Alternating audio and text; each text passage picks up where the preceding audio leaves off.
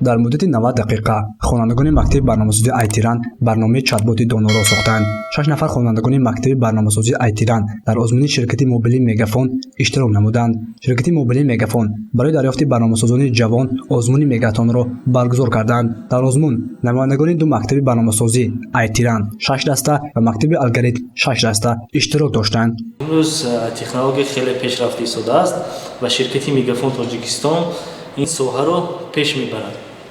имрӯз дар шаҳри мо барномаи мегахакатон шуда гузашта истодааст ва дар ин барнома мактабҳои тайёркунандаи соҳаи технологияи алгоритмика ва ITRAN иштирок доранд. имрӯз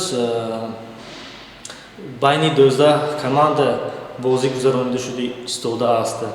наврасон ин ояндаи ҷумҳурии мо мебошад ва ширкати мо барои рушди дониши наврас соҳаи саҳми худро расонида истодааст. синни иштирокчиёни озмуни Мегатон ки ширкати мобилии Мегафон ташкил намуд аз 9 сола то 16 сола мебошад. иштирокчиёни ин озмун дар мактаби барномасозии ITRAN 4 моҳ мешавад ки таҳсил мекунанд. Чат-боты на языке программирования Python. Я очень рад за такое событие, что я участвую и надеюсь, что наша команда выиграет. ҳар як гурӯҳ аз 3 нафарӣ иборат мебошад. гурӯҳҳо дар муддати 1 соати 30 дақиқа чатботи доноро сохта ба ҳакамон пешниҳод намуданд. озмуни мазкур ба таври онлайнӣ баргузор шуда аъзои ҳакамон дар шаҳри Душанбе қарор доштанд.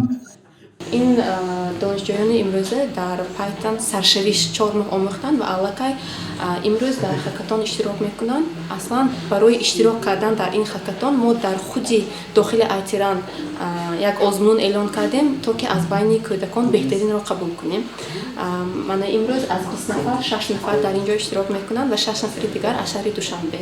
умуман дар ин мегатон ду мактаби барномасозии алгоритмика дар шаҳри Душанбе ва ITRAN иштирок карда истодааст. дар ҷанбасти озмун ширкати мобилии Мегафон ба ҳамаи иштирокчиён сертификат ва тӯҳфаҳои хотиравӣ тақдим намуд. ҳадаф дастгирии ҷавонони соҳибистеъдод ва рушди техника ва технология дар кишвар мебошад. гузошти Насибҷон Абуев ва Наимҷон Аюбов барои барномаи иттилоотии Хабар.